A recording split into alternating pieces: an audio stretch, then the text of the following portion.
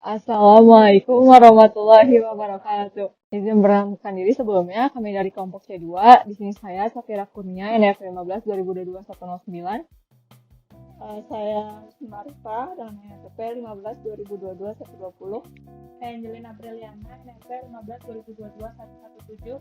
Saya Tessa Fania Putri dengan NFP 15 2022 126. Saya Muhammad Mirsa Fanwar dengan NFP 15 2022 147. Pada video ini kami akan menjelaskan mengenai aplikasi yang kami buat pada mata kuliah pengolahan cerita digital dan berdasarkan warna.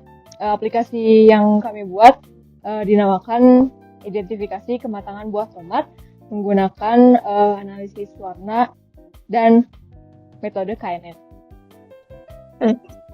Saya Wisnu, saya akan menjelaskan tentang source code untuk training dataset yang kita ambil dari Kaggle berupa images. Library yang dipakai adalah OS, CV2, NumPy, Skitchit, dan Joplib. Kemudian di sini ada folder yang berisi image setengah matang, mentah, dan setengah matang. Yaitu dilakukan pre-processing dengan membaca dan resize gambar menjadi 64 x 64 pixel, mengubah channel warna menjadi HSV, melakukan masking dan mengekstrak rentang nilai berdasarkan rentang lower dan upper masing-masing kelas, menghitung rata-rata nilai masking HSV dan akan diambil 3 buah nilai dari masing-masing kelas yang akan digabungkan menggunakan fungsi concaten. Kemudian membuat list kosong untuk fitur dan label, dan mengecek gambar pada folder dan kemudian memberikan label pada masing-masing kelas, 1 untuk matang, 0 untuk mentah, dan 2 untuk setengah matang. Kemudian mengkonversi list fitur dan label menjadi array NumPy. Setelah itu membagi dataset menjadi set pelatihan dan set pengujian. Kemudian melatih model dengan set pelatihan memakai knn.fit. Kemudian menyimpan model di file knn-model.joplib.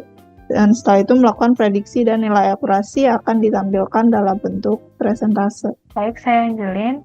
Di sini adalah program untuk mendeteksi kematangan tomat. Pertama-tama kita akan menggunakan beberapa library seperti Joplib, CV2, SYS, NumPy, Qt5, dan Matplotlib. Proses awal dimulai dari kelas main window yang di dalamnya terdapat fungsi initSelf. Pada fungsi ini dilakukan deklarasi self image sebagai none, dilanjutkan dengan load file KNN, yaitu hasil training dataset sebelumnya, dan akan dipanggil sebagai KNN model. Juga deklarasi prediction value untuk prediksi kematangan sebagai none. Juga pemanggilan UI. UI pertama bersambung juga dengan UI kedua. Pada UI kedua dapat dilakukan input citra. Pada input citra ini pengguna dapat memilih file dengan ekstensi file yang ditentukan seperti PNG, JPG, dan lain sebagainya. Ketika file image dipilih, akan dibaca sebagai image path, lalu dikonversi dari PGR ke RGB. Jika file tidak ditemukan, maka akan ditampilkan pesan error. Jika file ditemukan, akan diaplikasikan Gaussian untuk mengurangi noise. Lalu pada fungsi ini juga dapat mengatur event handler untuk dua button. Button pertama yaitu button proses citra yang terhubung dengan fungsi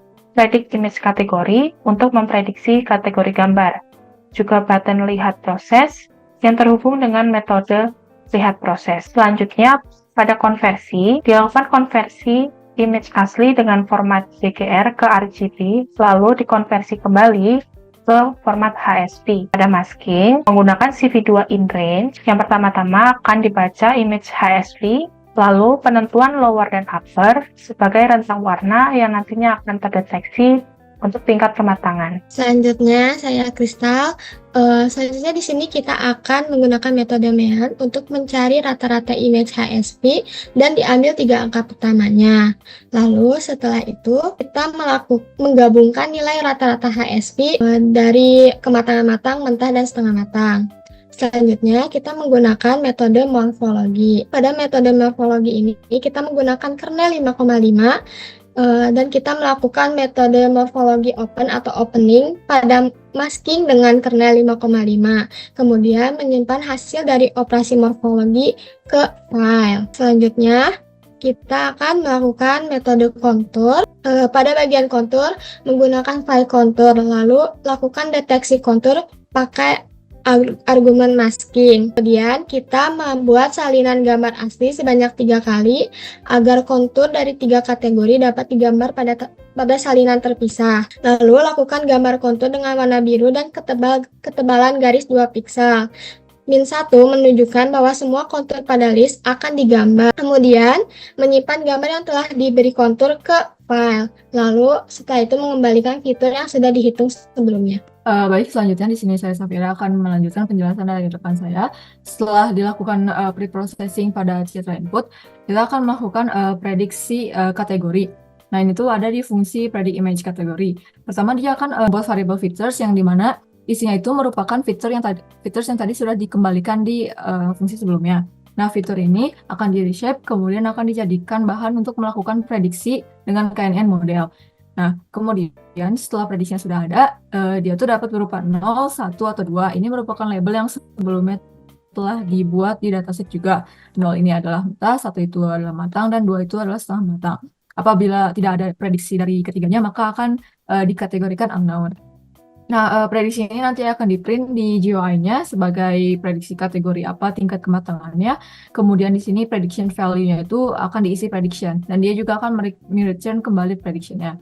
Nah, pada GUI kita juga dapat melihat proses. Nah, proses ini itu ada pada fungsi lihat proses, yang dimana dia akan sama mendeklarasikan prediction sebagai self prediction value.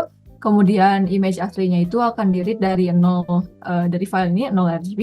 Kemudian apabila prediksinya tadi itu 1, maka dia hanya akan menampilkan masking, morpho, dan kontur dari image-image yang kategorinya 1. Yaitu misalkan ini matang, berarti hanya akan menampilkan proses yang matangnya saja. Apabila prediksinya 0, berarti yang mentahnya saja, dan kemudian prediction 2 berarti yang setengah matang saja.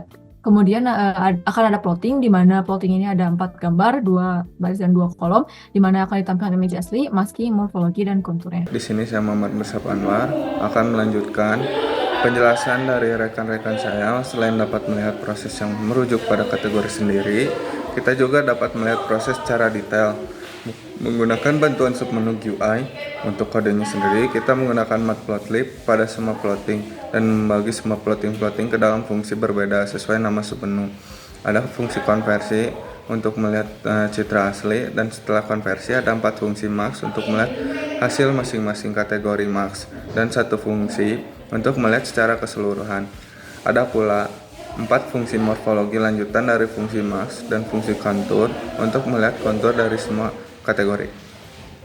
Nah, untuk UI-nya, kelompok kami memiliki 2 desain. Untuk UI yang pertama sebagai landing page yang memuat UI about berisikan informasi aplikasi, dan yang terakhir ada UI homepage di mana program dijalankan. Pada UI homepage ini, user dapat memilih citra berisikan gambar tomat untuk dicek kematangannya dan melihat step by step-nya secara singkat, dilihat proses atau secara spesifik dan detail di situ penuhnya. Berikut adalah demo dari aplikasi kita, di mana pada landing page-nya terdapat judul project dan nama-nama anggota kelompok C2. Kemudian ada tombol about yang berisi cara memakai aplikasinya. Kemudian ada tombol play untuk pindah ke main page. Berikut adalah main page-nya. Baik, di sini ada button input citra. Kita bisa input citra. Misalkan di sini kita ingin input citra. Misalkan di sini kita akan input citra dari yang image ini, kemudian kita akan melakukan cek kematangannya itu matang. Kita bisa melihat prosesnya. Di sini yang ditampilkan hanyalah masking, morfologi, dan kontur dari kategori pertama itu matang. Apabila ingin melihat secara detail, ada di submenu, misalkan konversi seperti ini. Kemudian maskingnya seperti ini. Kalau yang matang pasti akan banyak maskingnya. Apabila yang ininya akan kosong karena emang tomatnya ini merupakan tomat yang matang, kita bisa membandingkannya di sini. Kemudian morfologinya juga bisa dilihat, citra maskingnya itu jadi lebih lembut. Kemudian kontur tuh kita bisa melihat bagian-bagian mana yang matangnya, bagaimana yang tidak matang, dan bagian mana yang setengah matang. Kita juga bisa melakukan beberapa kali input citra. Misalkan saya menginput yang ini, kemudian dilakukan cek kematangan, ini berarti tidak matang. Kita bisa lihat prosesnya sama. Di sini yang akan muncul itu masking dan morfologi serta kontur dari kategori yang tidak matang berarti. Kemudian kita bisa membandingkan juga. Nah, di sini tidak matang banyaknya, dan konturnya juga seperti itu. Mungkin cukup sekian penjelasan mengenai aplikasi yang kami buat. Terima kasih banyak atas perhatiannya.